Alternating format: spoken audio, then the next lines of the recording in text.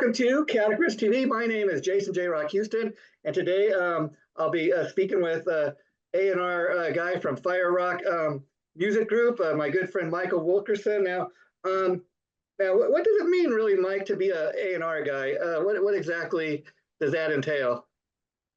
I'm the guy that has to find the bands and listen to the music. Okay, now the one guy that you guys are really heavily promoting right now, because his album just came out July 19th, is of course Nick C. Marino, the NZM band, and they just put out a great best of collection. So talk a little bit about Nick and how you discovered him.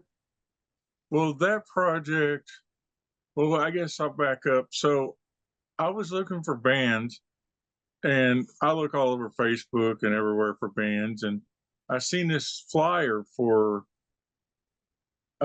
these bands that were playing together. So I was like, oh, well, I'll just message all these bands to see if they're looking for a record label. Well, Nick was one of them, and NZM. Yeah. So I started a conversation with him, and it turns into let's do this and that, and then I was the one that was a go between him and Mark Lopes when it come to the cover being done. Oh, wow. So I was involved with all that. I was involved with all the structure of where the songs were going to go and what order. And I saw No Innocence like 1,800 times because he changed it. Like, as Thomas said recently, that we saw like, I don't know how many different versions of it, Yeah. So, and yeah, I mean, I was hands on all that project. I mean, from start to finish, as far as, I heard all the songs as he was doing them because he remastered some of them because some of those were on his first album that he did with Yngwie Malmsteen on his Rising Force Records. So, Okay. some of those songs were on there. Yeah, from what I understand, a lot of the stuff on the best of has been re-recorded. So that's cool because people are kind of getting an updated version of those classic MZM songs, the band that he has today. Yeah, things are going good with him, as far as, radio. He's on several charts right now and moving up. And, he's doing interviews every other day, pretty much, if not every day. In fact, I think I've seen recently No Innocence hit #2 at some radio station. That's pretty cool. Yeah, hopefully it'll be #1 this week. We're waiting for at the point of this, as we're doing this, we're waiting for the new radio report to see where it's at and where things are going. But yeah, man, that thing's taken off. And then the Fast Mothers completed their project, so they've gone to reproduction of their CD, so that's coming out soon. Jupiter Knight is right now in the middle of mastering their project, so that project's coming out soon. It looks like Cranberry Suits project will be out soon, and so will Belfast Six Pack. Oh, wow! You got a lot on the release schedule. Yeah, huh? I see at least 4 to 5 albums that I signed to a label coming out by the end of the year, and That's there'll cool. be 2 or 3 cool the first year. Cool thing about a guy like Nick getting that kind of attention. Of course, we all know he's also the lead singer in Yngwie Malmsteen's band, but it's kind of cool that he's got such a following, and I seen, especially since we premiered the video for No Innocence on our show, that people just been responding to that song.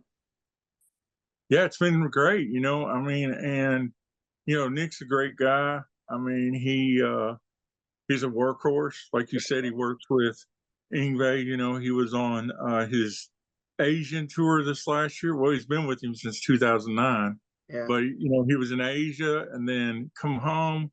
They just got back from Europe, and then they're doing a huge 4-year anniversary tour that starts in the fall, and they're doing like 40 dates or more. It's like 2.5 months. Yeah, to Nick's credit, I mean, Yngwie Malmsteen has a thing of, he falls out with a lot of his singers, and I think Nick's probably, to my knowledge, the singer has kind of lasted the longest. So Nick C. Marino must really have something there. Yeah. Well, Nick was in the band when Ripper was in the band. Oh, okay. Nick was just a keyboard player, and Ripper, was doing some of the singing for that project at the time. Which, as we know, Ripper sung on 2 of Held Hostage's albums, which is my boss, Tom Collier's band. And now and let's move you're the on. co-host. Yeah, now let's, of course, now, Tom's a great guy, and people don't believe this when I tell them, but This Is Metal show, I originally hosted with this other guy, Joe Lawson. He was the original host. He could no longer do it. So I was, thinking of people who I wanted to have to take over as the Mhm. new co-host. And Tom was like one of about top three, I have three people in my mind. I'll tell you about one other guy that I'll say that I asked before Tom was Sean Peck. He couldn't do it just because he was busy with all his other um, projects. And then I thought Tom had the right personality. I interviewed him enough times, and he always was a really super cool, down to earth guy. And I tell people, which they don't believe, when I asked Tom to become the new co-host of This Is Metal, I had no idea at that time that he was getting ready to be appointed as the president of Firerock. And it's Mhm. worked out great for everybody because I think me and him together, we got a great chemistry. Well, my story with him. Yeah. I've never met the man, and he put me in a position like he did to be, the head of A&R and virtually his partner with the label, pretty much. I mean, I help with a lot of stuff there now.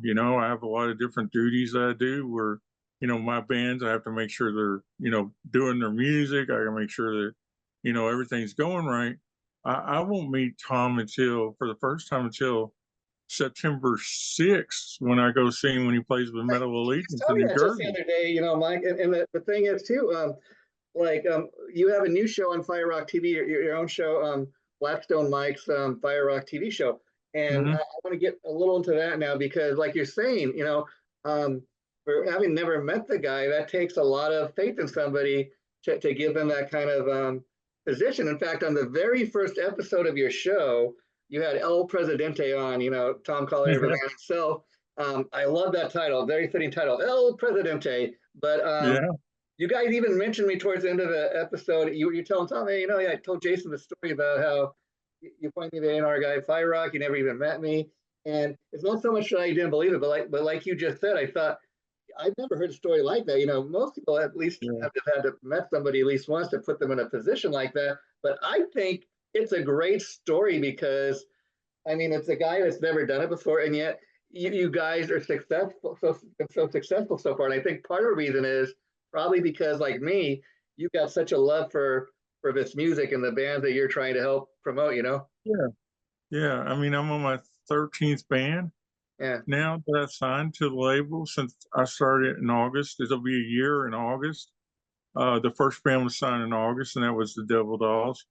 So I hit the ground running when he asked me to do it. And as yeah, far as the show goes, I mean, I've been interviewing people forever. I mean, uh, I was gonna do two different shows, but now I think I'm gonna mix them together. This is the first mhm, time anybody's hearing this actually, but I spoke to Tom the other day and I said, I think I'm gonna put some of my older interviews in with these newer interviews. So the next interview that comes up tomorrow at the time of us doing this yeah, is Stone Phoenix. And the fourth interview that's going to be up will be Victor Miller.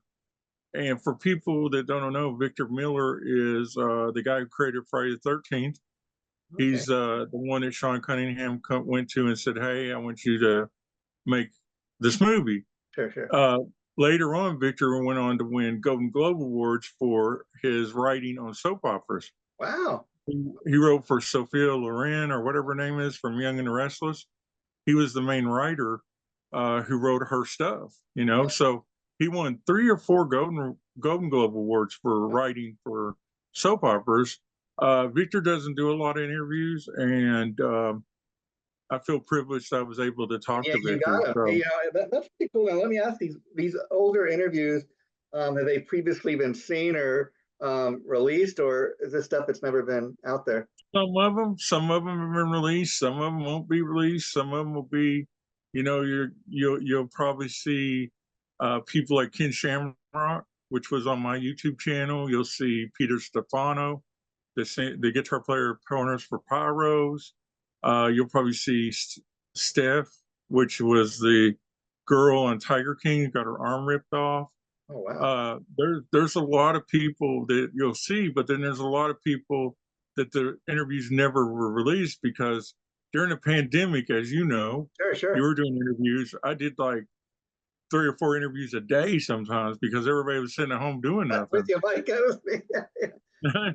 You know, so you get like this stack and stack and stack and stack of stuff, and before you know it, you got like 300 interviews, and you're like going, I don't know what I'm going to do with all of them. Well, I can So really relate to that because the YouTube channel where I post all my interviews, I've got like currently 949 things that are posted. Now, I have so many files in my computer, like you're saying, Mike, that I've just lost track of, or I have to go and yeah, listen to it and find what it is. Can't tell you how many times I come across something that's never been released. Oh, yeah, I forgot about that. We got to get that out there. And so I think it's a cool mixture having new interviews with old stuff that maybe people have never heard or previously unreleased, because it's showing that you've been doing this for quite you got some expertise here, and I think that's cool that people are going to be getting to see all kinds of the stuff you've done over the years.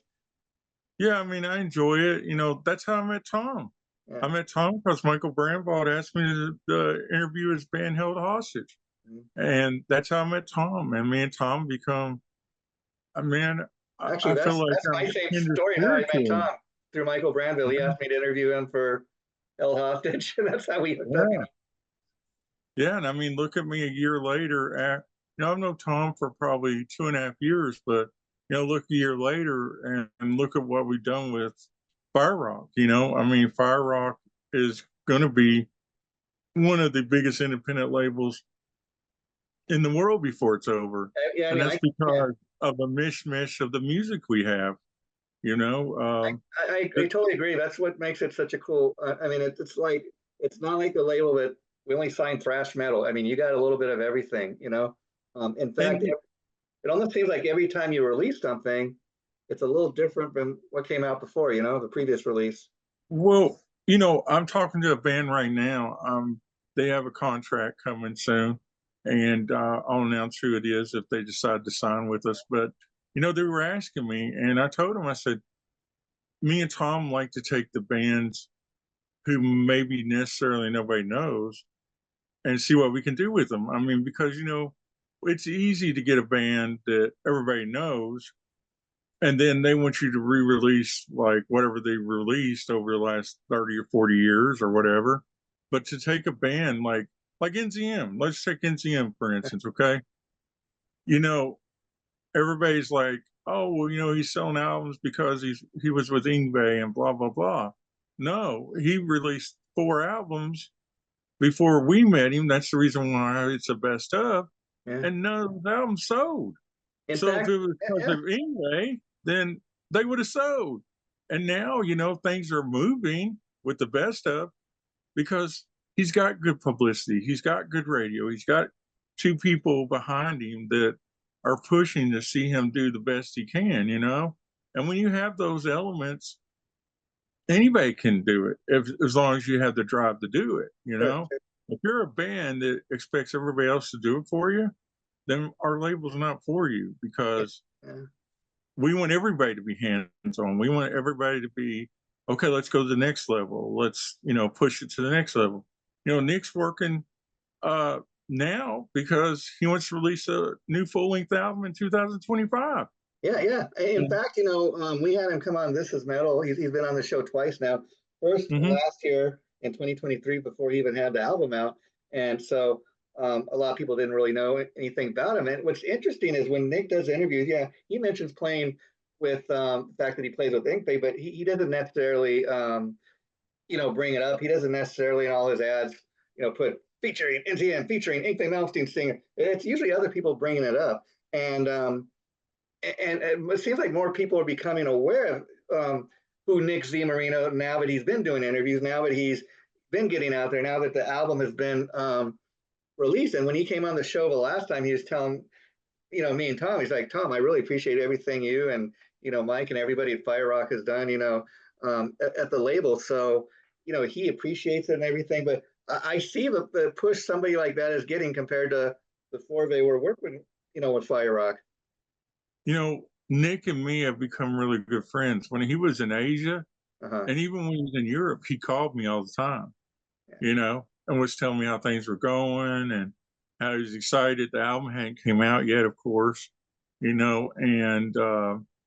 he was just excited, man. And that's what we want for our band, I can't wait for people to hear the Fast Mothers. Yeah. They're a great band from Memphis, two twin brothers carrying on their dad's legacy. Yeah. Their dad played on the original version of Last Kiss that Pearl Jam remade. Okay. He was the original guitar player on it. Wow. They got real big roots in Memphis, So but then you got a band like Jupiter Knight.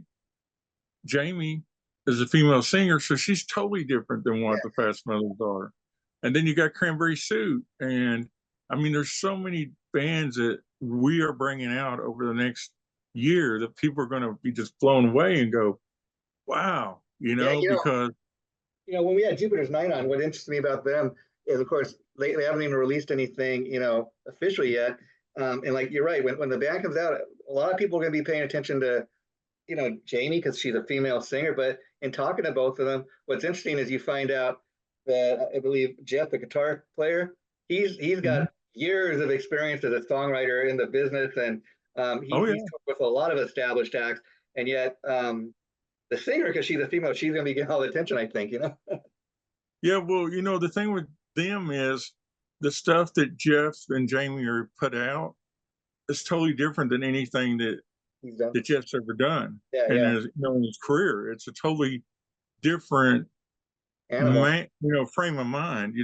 As you get older, as you get, let's just take Metallica for instance. Okay, you've been around long enough. You know what I'm talking about. When Metallica did Load and Reload after the Black album, everybody's like, "Oh my God, they sold out! What are they doing? They're wearing makeup. They cut their hair." Yeah, and now I'd say Metallica is the biggest metal band in the world. Yeah. And they had to go through that where people were like, "Oh, they suck now." But I saw them on either the Load or Reload tour with Days of the New and Jerry Cantrell, and they sold out the show. It was at Deer Park in Michigan, and they sold $1 million in merchandise before the show even started. Yeah. And this is in like 98 or something, whenever that album came out. Or something like that, yeah, I'm talking like in the 90s, $1 million in merchandise for the show even started. And shirts weren't $50 then. They were like, $20, $25. So, I mean, that says something, Sure. I mean, Metallica are geniuses at marketing. I mean, I don't know if you got a chance when they released their latest album, 72 Seasons. They put out a movie like on the night of a release. I went and seen that, and they had like a different music video in the movie for every single song on the new album. And I mean, of course, Metallica can afford to do that, but I thought, what a cool way to market an album. It come see the premiere in the movie theater. They wrote that album, all of everybody being on what we're using right now. Yeah. Zoom. They wrote it on Zoom during the pandemic. Yeah. In fact, I mean, that's crazy. I got horror stories I can tell you about Zoom, but I finally learned how to do it. I thought, this is a new way of, because for years I did over old cell phone, would record it and download it into the computer. But this makes it so much easier. In fact, when I get done doing this, I'm just going to send the video link to the guy that posts the stuff, and he's going to put it up probably sometime next week. I'm thinking like maybe next Wednesday it should go up. I'll let you know once I get a date for that. But yeah, the cool thing about Zoom, not to cut you off, but the cool thing about Zoom is you get a video file and an audio file. Yeah. Man, I remember the days back in the day, man, where you tried to dictate that shit and you tried to freaking, you tried to like listen to it while you're on the phone and write it. And it's like, man, now it's just click, paste, there you go. What's so cool about this, Mike, is you get to see the person you're talking to, it makes it a little more fun. Now let me ask you, how did you get the name Blastzone Mike? Is that kind of a nickname somebody gave you? I don't really remember. I mean, it's stuck. I don't know it. It just came up, I guess. I even got it as a tattoo on my arm. Wow, it says Blastzone on my arm, and I've had it. God, I don't know. How long have I had it, Hope? Like my name Blastzone on my arm, probably. Yeah, Wow, I've had it wow, forever. just I kind of mean, stuck. it's And I just gotta it's say, I love the fun. logo for the new show. Who came up with that? Her name is Christina, and she is the one who's actually doing the editing for the show too. She's editing, and she's done a magnificent job, man. I mean, she just if I need something done, she usually gets it done for me. And we were working together before, and she had to take a break, and I just out of the blue asked her. I said, "Hey, could you make a logo for me?" And we hit it off again, and she was like, yeah. And she's been editing the videos. She's put this, she's come up with all the concepts for the how the name of it comes in like a comet. And by the way, for people that might not know, the song that is the intro is No Innocence by Nick Z Marino and NZM, and the outro is Tom's band Held Hostage with Ripper Owens. Oh, So that's wow, what the intro and outro is. cool. So for people who might not know that, that's what it is. And we might switch it up and make it the Tom and Ripper's band be the intro, and Yeah, then Nick be the outro. We'll probably switch it up. Probably we'll switch it up starting. We're doing 12 episodes to make a season, yeah. and then 12 more episodes, and we'll switch the songs again. And then probably after those 12, we'll switch again to some other bands that we work with on the label. But it'll always be bands that are associated with the label. Oh, that's cool. That'd I don't be know. I don't know if Tom's. Night or I don't know if Tom's let you on this little secret, but I've been wanting to have a theme show for the This Is Metal show for the longest time, and now that he's the co-host, I say, hey Tom, how about having Held Hostage create a new theme song? So that's going to be one of the songs on his new record. So I can't wait to hear it. well, that's great. And also, I was informed by Tom that I'll be co-hosting with you a couple of times coming up soon.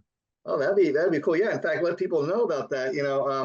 From time to time, since Tom is in Held Hostage and he has to get out there and perform and do shows and make a living, every once in a while he can't appear on This Is Metal. So we have his good friend Mike here fill in for him. In fact, one time we were supposed to have a guest, and Tom had a Held Hostage show to do, and when you showed up, the guest didn't show up, and so I said, hey Mike, we kind of have a philosophy here of a show must go on. So since our guest didn't show up, you've now become the guest. So you actually, without even knowing on the spot, were our guest for an episode of This Is Metal, and that was a lot of fun. Yeah, I'm the kind of guy that interviews people, and it drives PR guys nuts. Okay, they're always like, or it drives some fans nuts. They're like, "What are you going to ask me?" Or can you send me? I'll tell you a perfect example. So when I was getting the Ken Shamrock interview, you know Ken Shamrock, right? Sure. Yeah, I was getting that interview, and nobody thought I would get it. Everybody was like, "There's no way Ken Shamrock's going to talk to you." Well, anyway, they kept on asking me, "Can you write 10 questions for Ken?" I'm like, "I don't need 10 questions. Just tell me how much time I got." They're like, Yeah. "Well, you'll have 15 minutes. Can you please write questions?" I said, "Well, okay, I'll write you some questions, but those aren't the questions I asked. I just did it to appease them." Well, then they blew me off and blew me off and blew me off. And then finally they're like, "Well, Ken can talk to you today." I'm like, "Okay, cool." That interview ended up being like 30 or 45 minutes long because Ken just liked talking to me Sure, and sure. wanted to tell me more, and it was like, it was very cool because when you talk to people, as you know, on Yeah. that kind of level, which Ken Shamrock's a UFC Hall of Famer and WWE Hall of Famer Yeah. and a TNA Hall of Famer, uh, you know, it doesn't happen that way. It does. You don't, things like that just don't fall in your lap. Yeah. Yeah. So you have to make the best of it you can, and uh, that it came out great, and I I can't wait for people to see it. Yeah, the best thing I can tell you, that's one of the things that me and Tom are most proud of about the This Is Metal show. It is totally unscripted, as you could probably tell. I mean, of course, we do our homework when we have a guest come on. We at least we listen to some of the music, so we know what we're talking about. We don't want to just, oh yeah, it's really great, it's really great. I just love all your music. It's hard and heavy. Yeah. We want to sound like we know what we're talking about. And then I can tell you a funny story, Mike. I think the more people do interviews like you and me, like anything in life, you get better at it. And I can tell you, when I first started doing it, that's the way I used to do it. And I used to be so proud of myself. Like, I wrote down the 10 questions. I'm all prepared. But then when I go back and listen to the interview, it sounded a bit robotic. Where Mhm. I got in a real nice kind of way of doing it now. Where, like you said, I have an idea what I'm going to ask them or talk about, but I don't have anything written out for it. I just start talking like I'm talking to you, or like my best Yeah. two old friends, that love music. We just start talking, and Mhm. usually it flows out. I never had a problem. But the only time I ever had a problem interviewing one guy, he's a pretty famous guitarist. I'm not going to mention the name, but it was the worst interview. Not because of me, but like I'd ask him a question, it was yeah, no, yeah, and then after about a few seconds, I said, okay, thank you very much. I realized I wasn't getting much, and that's one interview I never even Yeah. bother putting up because I just thought nobody's going to listen to that. Well, I'll tell you when it happened to me. I was the same way. I was always like, Mister, gotta have the recorder, because you had the little A recorder little up back digital there. recorder. Yeah, and I had to have the questions. Well, I happened to be at a show. I'd went to see Cheap Trick and some other bands, and I ended up in Cheap Trick's dressing room. I don't Wow. know how I got in their dressing room, but anyway, I got in their dressing room, and I'm sitting and I'm talking to the guitar player, and all of them are there. Every one of them are like standing there, like getting ready for the show. I mean, they're the headliner at this 20,000 seat venue, and I end up in this dressing room. Wow. So anyway, I'm sitting there, I'm talking to him, and all of a sudden he says, "Hey, if you're going to talk to me about stuff that I've heard for the last 30 years," Yeah. he said, "there's the door." He said, "I don't want to talk about this." And that moment, it dawned on me.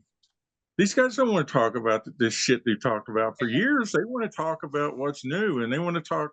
And the thing about interviewing somebody is you got to let them talk about them. Like Sure. I, I personally like. There's a girl that I was asked to interview. Her last name was Lee. Uh, Her last name was Lee, and I don't have no clue who this girl is. I just know she's a country girl. She's just in the music business. Well, anyway, she keeps on talking about her dad Johnny, and it dawns on me while I'm in the interview, which will be one of the interviews you'll see on okay. the new Okay. show probably. She goes, I said, "Is your dad Johnny Lee?" And she's like, "Yeah." I said, "Your mom's Charlene Tilton, isn't she?" And Charlene Tilton used to be on Dallas. She's the Okay. blonde girl Yeah. on Dallas. Yeah. Johnny Lee was just looking for love in all the wrong places. That guy. Yeah. And I'm like, "Your dad's Johnny Lee." And she's like, "Yeah, you didn't know that?" I'm like, "No, I didn't know that." I said, "And your mom's Charlene Tilton?" And she goes, "Yeah, she's sitting right here. She just said hi to you on because I was doing a Facebook Live." For sure. And she said hi to me. I'm like, "Holy crap, Charlene Tilton's in my Facebook Live. This woman's dad's Johnny Lee." Wow. So, you have times like that surprise you and you go, wow. And it kind of is like a wave that comes over and you go, like smacking in the face. And, Yeah. people are like, "Well, didn't you do research?" No, I don't like researching people. I like people to tell me their story. And that's usually how I am. When I talk to somebody I know, like when I talked to Blas from Slaughter, Sure. I was like this, man. I was a nervous wreck because I knew everything about him and I knew who he was. And Yeah. it was like, I'm nervous because it's like, this interview isn't going to be like off the cuff because I know everything about him. Because I was a kid growing up when Slaughter came out, Sure. so, I knew everything. But I tell you, yeah, they're fun. I was a huge Slaughter fan too, especially the debut album. And so sad, what happened to the guitar player, died like at 34 years old, that horrible car accident. The good thing about Slaughter is they got a great guitar player after that, though, to take his place. It was his tech, And from what I understand, his tech, that tech for him, he yeah, stepped in.